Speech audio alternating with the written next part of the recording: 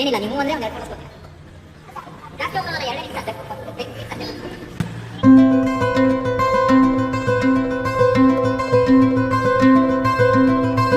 ಆರಂಭದಲ್ಲಿ ವಿಡಿಯೋವೊಂದನ್ನು ಗಮನಿಸಿದ್ರಿ.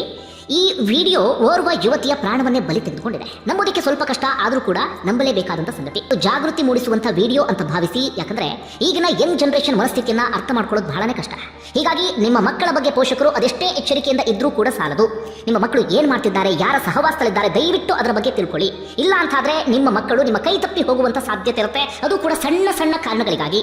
ಅದನ್ನು ಈಗ ಸೋಷಿಯಲ್ ಮೀಡಿಯಾ ಬಂದ ಬಳಿಕ ಅಥವಾ ಸೋಷಿಯಲ್ ಮೀಡಿಯಾ ಪ್ರವರ್ಧಮಾನದಲ್ಲಿ ಇರುವಂತಹ ಈ ಸಂದರ್ಭದಲ್ಲಿ ಈ ಯಂಗ್ ಜನರೇಷನ್ ಅವರಿಗೆ ಈ ರೀಲ್ಸ್ ಮತ್ತು ರಿಯಲ್ ಬದುಕಿನ ನಡುವೆ ಯಾವುದೇ ವ್ಯತ್ಯಾಸವೂ ಕೂಡ ಗೊತ್ತಾಗ್ತಿಲ್ಲ. ಕಾಲ್ಪನಿಕ ಬದುಕು, ಭ್ರಮಾಲೋಕದಲ್ಲಿ ಅವರೆಲ್ಲರೂ ಕೂಡ ತೇಲಾಡ್ತಿರ್ತಾರೆ. ಹೀಗಾಗಿ ಸಣ್ಣ ಸಣ್ಣ ವಿಚಾರಕ್ಕೆ ಯಾವುದ್ಯಾವುದೋ ನಿರ್ಧಾರವನ್ನು ತೆಗೆದುಕೊಂಡು ಬಿಡ್ತಾರೆ. ಯಾಕೆ ಇಷ್ಟೊಂದು ಪೀಠಿಕೆಯನ್ನು ಹಾಕ್ತೆ ಅಂದ್ರೆ ಇದು ಕೂಡ ಅಂಥದ್ದೇ ಘಟನೆ. ಒಂದು ವಿಡಿಯೋ ಕಾರಣಕ್ಕಾಗಿ ಅಥವಾ ಒಂದು ರೀಲ್ಸ್ ವಿಚಾರಕ್ಕೆ ಲವರ್ಸ್ ನಡುವೆ ಗಲಾಟೆ ನಡೆದು ಈ ಸುಂದರವಾದಂತಹ ಯುವತಿ ತನ್ನ ಪ್ರಾಣವನ್ನ ತಾನೇ ಬಲಿ ಕೊಟ್ಕೊಂಡು ಬಿಟ್ಟಿದ್ದಾಳೆ. ಏನಾಯ್ತು ಅನ್ನೋದನ್ನ ಗಮನಿಸ್ತಾ ಹೋಗೋಣ. ವ್ಯಕ್ತಿಯ ಹೆಸರು ಚೈತನ್ಯ ಅಂತ. ವಯಸ್ಸು 21ರಿಂದ 22ರ ವಯಸ್ಸಿನ ಆಸುಪಾಸಷ್ಟೇ. ತುಮಕೂರು ಗ್ರಾಮಾಂತರದ ಹೊಸಹಳ್ಳಿಯ ನಿವಾಸಿ. SSIT ಎನ್ನುವಂತ ಕಾಲೇಜಿನಲ್ಲಿ ಫೈನಲ್ ಇಯರ್ BCom ಅನ್ನ ಓದ್ತಾ ಇದ್ದಂತ ಹುಡುಗಿ. ತಂದೆ ಇರಲಿಲ್ಲ, ತಾಯಿ ಮಾತ್ರ ಇದ್ದಿದ್ದು. ತಾಯಿ ಸೌಭಾಗ್ಯಮ್ಮ ಅಂತ ಹೇಳಿ ಟೀ ಶಾಪ್ ಅನ್ನ ಒಂದಿಟ್ಕೊಂಡು ಅವರು ಬದುಕನ್ನ ಸಾಗಿಸ್ತಾ ಇದ್ರು. ಮಗಳನ್ನ ಬಹಳ ಕಷ್ಟಪಟ್ಟು ಅವರು ಓದಿಸ್ತಾ ಇದ್ರು. ಅದಕ್ಕೆ ತಕ್ಕ ಹಾಗೆ ಆಕೆಯೂ ಕೂಡ ಚೆನ್ನಾಗಿ ಓದ್ತಾ ಇದ್ಲು. ಅದರ ಜೊತೆಗೆ ತನ್ನ ಕಾಲ ಮೇಲೆ ತಾನು ನಿಂತ್ಕೊಳ್ಳುವಂತ ಪ್ರಯತ್ನವನ್ನ ಆಕೆ ಮಾಡ್ತಾ ಇದ್ಲು. ಮಾಡೆಲ್ಗಳಿಗೆ ಮೇಕಪ್ ಆರ್ಟಿಸ್ಟ್ ಆಗಿ ಆಕೆ ಕೆಲಸವನ್ನ ಮಾಡ್ತಾ ಇದ್ಲು. ಯಾವಾಗ ಮಾಡೆಲ್ಗಳಿಗೆ ಮೇಕಪ್ ಆರ್ಟಿಸ್ಟ್ ಆಗಿ ಕೆಲಸ ಮಾಡೋದಕ್ಕೆ ಶುರು ಮಾಡ್ಕೊಂಡ್ಲು, ಅದಾದ ಬಳಿಕ ಆಕೆಗೂ ಕೂಡ ಈ ಮಾಡ್ಲಿಂಗ್ ಬಗ್ಗೆ ವಿಪರೀತವಾದಂತ ಆಸಕ್ತಿ ಬೆಳೆಯೋದಕ್ಕೆ ಶುರುವಾಗುತ್ತೆ. ಹೀಗಾಗಿ ಅದಕ್ಕೆ ಬೇಕಾದಂತ ತಯಾರಿಯನ್ನ ಕೂಡ ಆಕೆ ಮಾಡ್ಕೊಳ್ತಾ ಇದ್ಲು. ಹೀಗಾಗಿ ರೀಲ್ಸ್ ಕಡೆಗೂ ಕೂಡ ವಿಪರೀತವಾದಂತ ಪ್ರೀತಿ ಅಂತದೆಲ್ಲವೂ ಕೂಡ ಶುರುವಾಗಿದೆ. ಹೀಗಾಗಿ ಇನ್ಸ್ಟಾಗ್ರಾಮ್ ಪೇಜ್ ಒಂದನ್ನ ಓಪನ್ ಮಾಡಿ ಸಾಲಾಗಿ ರೀಲ್ಸ್ ಗಳನ್ನ ಕೂಡ ಆಕೆ ಅಪ್ಲೋಡ್ ಮಾಡ್ತಾ ಇದ್ಲು. ಅಂತಿಮವಾಗಿ ಇತ್ತೀಚೆಗೆ ಒಂದಷ್ಟು ಫ್ಯಾಷನ್ ಶೋನಲ್ಲೂ ಕೂಡ ಆಕೆ ಭಾಗಿ ಆಗಿದ್ದಂತೆ.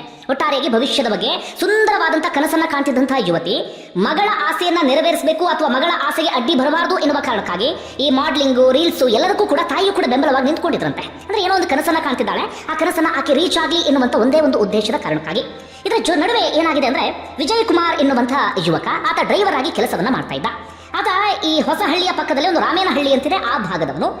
ಈ ಸೌಭಾಗ್ಯಮ್ಮ ಅಂದ್ರೆ ಈ ಚೈತನ್ಯ ಎನ್ನುವಂತ ಹೆಣ್ಣು ಮಗಳ ತಾಯಿ, ಅವರು ಟೀ ಶಾಪ್ ಅನ್ನ ಇಟ್ಕೊಂಡ ಕಾರಣಕ್ಕಾಗಿ ಅಲ್ಲಿಗೆ ಟೀ ಕುಡಿಯೋದಕ್ಕೆ ಅಂತ ಆಗಾಗ ಬರ್ತಾ ಇದ್ದಂಥವನು ಈಕೆಯನ್ನ ನೋಡಿದ್ದಾನೆ. ಅದಾದ ಬಳಿಕ ಇವರಿಬ್ಬರ ನಡುವೆ ಸ್ನೇಹ ಶುರುವಾಗಿದೆ. ಅದು ಪ್ರೀತಿಯ ಹಂತಕ್ಕೂ ಕೂಡ ಹೋಗಿದೆ. ಹೆಚ್ಚು ಕಡಿಮೆ 3-4 ವರ್ಷದಿಂದ ಇಬ್ರು ಕೂಡ ಪರಸ್ಪರ ಪ್ರೀತಿಸ್ತಾ ಇದ್ರಂತೆ. ಈ ವಿಚಾರ ಊರಿನವರ ಗಮನಕ್ಕೂ ಕೂಡ ಬಂದಿತ್ತು, ಹಾಗೆ ಚೈತನ್ಯ ಸಂಬಂಧಿಕರ ಗಮನಕ್ಕೂ ಕೂಡ ಬಂದಿತ್ತು. ಆಕೆಯ ಮಾವ ಕೂಡ ಒಮ್ಮೆ ಎಚ್ಚರಿಕೆಯನ್ನು ಕೊಟ್ಟಿದ್ರಂತೆ, ಇದು ಓದುವಂತ ವಯಸ್ಸು, ಸರಿ ಬಹಳ ಕನಸನ್ನ ಕಂಡಿದೆಯಾ ಬದುಕಿನಲ್ಲಿ, ಹೀಗಾಗಿ ಈ ಪ್ರೀತಿ ಮತ್ತೊಂದು ಮಗದೊಂದು ಬೇಡ, ಅದರ ಆಚೆಗೆ ನೀನು ಬೇರೆ ರೀತಿಯಲ್ಲಿ ಬದುಕನ್ನ ಕಟ್ಕೊಳ್ತಾ ಇದೆಯಲ್ಲ, ನೀನು ಪಾಡಿಗೆ ನೀನಿರು, ಈ ಪ್ರೀತಿ ಇದೆಲ್ಲ ಸವಾಸಕ್ಕೆ ಹೋಗಬೇಡ ಅಂತ ಎಚ್ಚರಿಕೆಯನ್ನು ಕೊಟ್ಟಿದ್ರಂತೆ. ಆದ್ರೆ ಆ ಮಾತನ್ನ ಕೇಳಿಸ್ಕೊಳ್ಳೋದಕ್ಕೆ ಚೈತನ್ಯ ರೆಡಿ ಇರಲಿಲ್ಲ. ಒಟ್ಟಾರೆಯಾಗಿ ಇವರಿಬ್ರು ಕೂಡ ಪರಸ್ಪರ ಪ್ರೀತಿಯನ್ನ ಮಾಡ್ತಾ ಇದ್ರು. ಯಾವುದೇ ರೀತಿಯಲ್ಲೂ ಕೂಡ ಸಮಸ್ಯೆ ಇರಲಿಲ್ಲ. ಸಣ್ಣ ಪುಟ್ಟ ಜಗಳ, ಅದಾದ ಬಳಿಕ ಸರಿಯಾಗೋದು, ಇಂಥದ್ದೆಲ್ಲವೂ ಕೂಡ ನಡೆದೇ ಇತ್ತು. ಸೌಭಾಗ್ಯಮ್ಮ ಅವರ ಗಮನಕ್ಕೂ ಕೂಡ ಈ ವಿಚಾರ ಇದ್ರೂ ಕೂಡ ಅವರು ಈ ಬಗ್ಗೆ ತೀರಾ ತಲೆ ಕೆಡಿಸ್ಕೊಳ್ಳೋದಕ್ಕೆ ಹೋಗಿರಲಿಲ್ಲ. ಅಂದ್ರೆ ಇದು ಅನಾಹುತದ ಹಂತಕ್ಕೆ ಹೋಗಬಹುದು, ಇನ್ನೇನೋ ಸಮಸ್ಯೆ ಆಗಬಹುದು, ಆ ರೀತಿಯಲ್ಲಿ ಅವರು ಯೋಚನೆಯನ್ನ ಮಾಡಿರಲಿಲ್ಲ. ಹೀಗೆ ಎಲ್ಲವೂ ಕೂಡ ನಡೀತಾ ಇತ್ತು. ಹೀಗಿರುವಂತಹ ಸಂದರ್ಭದಲ್ಲಿ ಇತ್ತೀಚೆಗೆ ಏನಾಗಿದೆ ಅಂದ್ರೆ, ಈ ಚೈತನ್ಯ ಪಕ್ಕದಲ್ಲಿ ಯಾವುದೋ ಪಾರ್ಕ್ನಲ್ಲಿ ಕುತ್ಕೊಂಡ ಸಂದರ್ಭದಲ್ಲಿ ಭರತ್ ಎನ್ನುವಂತಹ ಸ್ಟ್ರೀಟ್ ಫೋಟೋಗ್ರಾಫರ್ ಒಬ್ರು ಬಂದಿದ್ದಾರೆ. ಅವ್ರು ಬರ್ತಾ ಇದ್ದ ಹಾಗೆ, ನೀವು ನೋಡೋದಕ್ಕೆ ಚೆನ್ನಾಗಿದ್ದೀರಾ ಅಂತ ಹೇಳಿ ಒಂದಷ್ಟು ಫೋಟೋಗಳನ್ನ ತೆಗಿತೀರಿ ಅಂತ ಅವ್ರು ಹೇಳಿದ್ದಾರೆ. ಅದಕ್ಕೆ ಈಕೆಯೂ ಕೂಡ ಒಪ್ಕೊಂಡಿದ್ದಾಳೆ. ಯಾಕಂದ್ರೆ ಮಾಡ್ಲಿಂಗ್ ಅನ್ನ ಮಾಡ್ತಿದ್ದ ಕಾರಣಕ್ಕಾಗಿ ಅಥವಾ ಅದರ ಬಗ್ಗೆ ಆಸಕ್ತಿ ಇದ್ದ ಕಾರಣಕ್ಕಾಗಿ ಈ ಫೋಟೋ ಶೂಟು ಅಂತದೆಲ್ಲವೂ ಕೂಡ ಮಾಮೂಲಿ ಆಗಿತ್ತಲ್ಲ, ಹೀಗಾಗಿ ಆಕೆಯೂ ಕೂಡ ಒಪ್ಕೊಂಡಿದ್ದಾಳೆ. ಅಂತಿಮವಾಗಿ ಭರತ್ ಒಂದಷ್ಟು ಫೋಟೋವನ್ನ ತೆಗೆದಿದ್ದಾರೆ. ಅದಾದ ಬಳಿಕ ಅದೆಲ್ಲವನ್ನು ಕೂಡ ನೀಟಾಗಿ ಜೋಡಿಸಿ ಎಡಿಟ್ ಮಾಡಿ ಒಂದು ಹಾಡನ್ನ ಹಾಕಿ ಅವರ ಇನ್ಸ್ಟಾಗ್ರಾಮ್ ಪೇಜ್ನಲ್ಲಿ ಅದನ್ನ ಅಪ್ಲೋಡ್ ಮಾಡಿ, ಅದಾದ ಬಳಿಕ ಅದನ್ನ ಚೈತನ್ಯಗೆ ಟ್ಯಾಗ್ ಕೂಡ ಮಾಡಿದ್ದಾರೆ. ಒಂದಷ್ಟು ದಿನಗಳ ಕಾಲ ಚೈತನ್ಯ ಅದರ ಬಗ್ಗೆ ತಲೆ ಕೆಡಿಸಿಕೊಂಡಿರಲಿಲ್ಲ. ಆದರೆ ಅಂತಿಮವಾಗಿ ಆಕೆಯೂ ಕೂಡ ತನ್ನ ಪೇಜ್ನಲ್ಲಿ ಆ ಫೋಟೋಸ್ಗಳನ್ನ ಹಾಗೆ ಆ ವಿಡಿಯೋ ಅದೆಲ್ಲವನ್ನು ಕೂಡ ಅಪ್ಲೋಡ್ ಮಾಡಿದ್ದಾಳೆ. ಇದೆಲ್ಲವನ್ನು ಅಪ್ಲೋಡ್ ಮಾಡ್ತಾ ಇದ್ದ ಹಾಗೆ ಇದನ್ನ ವಿಜಯ್ ಕುಮಾರ್ ಅಂದ್ರೆ ಚೈತನ್ಯ ಪ್ರಿಯಕರ ಗಮನಿಸಿದ್ದಾನೆ. ಗಮನಿಸ್ತಾ ಇದ್ದ ಹಾಗೆ ಆತನಿಗೆ ವಿಪರೀತ ಸಿಟ್ಟು ಬಂದುಬಿಟ್ಟಿದೆ. ನನ್ನ ಹುಡುಗಿಯ ಫೋಟೋ ತೆಗೆದು ಅದ್ಯಾವನೋ ತನ್ನ ಪೇಜ್ನಲ್ಲಿ ಹಾಕೊಂಡಿದ್ದಾನೆ, ಜೊತೆಗೆ ಅದನ್ನ ಈಕೆಯೂ ಕೂಡ ಹಾಕೊಂಡಿದ್ದಾಳೆ, ಇದು ಎಷ್ಟರ ಮಟ್ಟಿಗೆ ಸರಿ ಎನ್ನುವ ರೀತಿಯಲ್ಲಿ ಆತ ಖುದ್ದು ಹೋಗಿದ್ದಾನೆ. ಅಂದ್ರೆ ಇವರೆಲ್ಲರ ಯೋಚನೆಯೇ ಹಾಗಿರುತ್ತೆ. ಅಂದ್ರೆ ತುಂಬಾ ಸೀಮಿತವಾಗಿ ಯೋಚನೆ ಮಾಡೋದು ಅಥವಾ ತಮ್ಮ ಒಂದು ಬೇಲಿ ಹಾಕೊಂಡು ಬದುಕನ್ನು ಸಾಗಿಸೋದು, ಆ ರೀತಿಯಲ್ಲಿ ಇರ್ತಾರಲ್ಲ, ಆ ರೀತಿಯಾಗಿ ವಿಜಯ್ ಕುಮಾರ್ ಕೂಡ ಆ ರೀತಿಯಾಗಿ ಯೋಚನೆಯನ್ನು ಮಾಡಿದ್ದಾನೆ. ಜೊತೆಗೆ ಆ ಫೋಟೋಸ್ಗಳೆಲ್ಲವನ್ನು ಕೂಡ ನೋಡಿ ಆತನಿಗೆ ಅದು ಏನು ಅನಿಸ್ತು ಏನೋ ಗೊತ್ತಿಲ್ಲ, ಕೈ ತಪ್ಪಿ ಹೋಗಿಬಿಡ್ತಾಳೆ ಅಥವಾ ಅವಳು ಇನ್ನೇನೋ ಆಗಿಬಿಡ್ತಾಳೆ, ಅದಾದ ಬಳಿಕ ನನ್ನ ಕೈಗೆ ಸಿಗೋದಿಲ್ಲ, ಹಾಗೆ ಏನೇನೋ ಅನ್ಸೋದಕ್ಕೆ ಶುರುವಾಗಿದೆ ಅನ್ಸುತ್ತೆ. ಯಾಕಂದ್ರೆ ಆ ಫೋಟೋಸ್ಗಳೆಲ್ಲವನ್ನು ಕೂಡ ನೋಡ್ತಿದ್ದಾಗ ಯಾರು ಮಾಡಲ್ಲೇ ಎನ್ನುವ ರೀತಿಯಲ್ಲಿ ಆ ಫೋಟೋಸ್ಗಳೆಲ್ಲವೂ ಕೂಡ ಇತ್ತು. ಹೀಗಾಗಿ ಆತ ಆ ರೀತಿಯಾಗಿಯೂ ಕೂಡ ಯೋಚನೆಯನ್ನು ಮಾಡಿದ್ದಾನೆ ಅನ್ಸುತ್ತೆ. ಒಟ್ಟಾರೆಯಾಗಿ ಇದೇ ವಿಚಾರಕ್ಕೆ, ಇದೇ ವಿಡಿಯೋ ಅಥವಾ ಇದೇ ಆ ಫೋಟೋ ಶೂಟ್ ವಿಚಾರಕ್ಕೆ ಇಬ್ಬರ ನಡುವೆಯೂ ಕೂಡ ಜೋರಾದಂತಹ ಜಗಳ ಅಂತದೆಲ್ಲವೂ ಕೂಡ ಆಗಿದೆ. ಅದಾದ ಬಳಿಕ ಆತ ಏನು ಮಾಡಿದ್ದಾನೆ, ಸೀದಾ ಆಕೆಯ ಮನೆ ಹತ್ರ ಬಂದಿದ್ದಾನೆ. ಮನೆ ಹತ್ರ ಬಂದು ಅಲ್ಲೂ ಕೂಡ ಜಗಳವನ್ನ ಮಾಡಿದ್ದಾನೆ, ಮನೆಗೆ ನುಗ್ಗೋದಿಕ್ಕೆ ಪ್ರಯತ್ನವನ್ನ ಪಟ್ಟಿದ್ದಾನೆ. ಅದಾದ ಬಳಿಕ ಅಲ್ಲೂ ಕೂಡ ಪರಸ್ಪರ ಇಬ್ಬರ ನಡುವೆ ಜಗಳ ಆಗಿದೆ.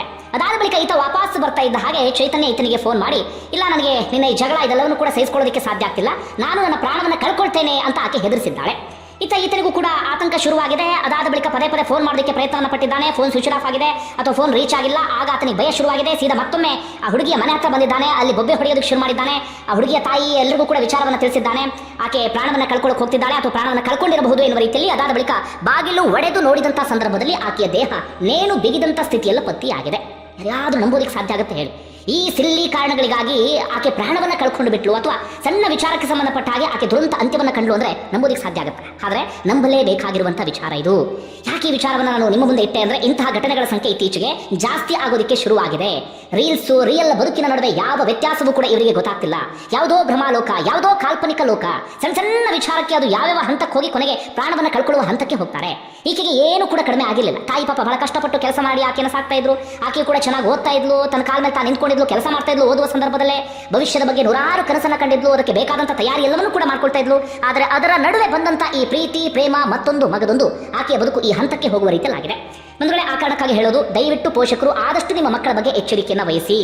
ಸ್ವಲ್ಪ ಏನಾದರೂ ನೀವು ಅವ್ರ ಕಡೆ ತಲೆ ಕೆಡಿಸ್ಕೊಂಡಿಲ್ಲ ಅಂತಾದರೆ ನಿಮ್ಮ ಕೈ ತಪ್ಪಿ ಹೋಗುವಂತ ಸಾಧ್ಯತೆಗಳಿರುತ್ತೆ. ಹೀಗಾಗಿ ನಿಮ್ಮಲ್ಲಿ ಜಾಗೃತಿ ಮೂಡಿಸುವಂತ ಉದ್ದೇಶದಿಂದ ಈ ವಿಡಿಯೋವನ್ನು ನಿಮ್ಮ ಮುಂದೆ ಇಟ್ಟಿದ್ದೇನೆ. ಧನ್ಯವಾದ ವಿಡಿಯೋ ನೋಡಿದ್ದಕ್ಕಾಗಿ. ನಿಮ್ಗೆ ಏನಿಸ್ತದೆ ಕಮೆಂಟ್ ಬಾಕ್ಸ್ ಮೆನ್ಷನ್ ಮಾಡಿ.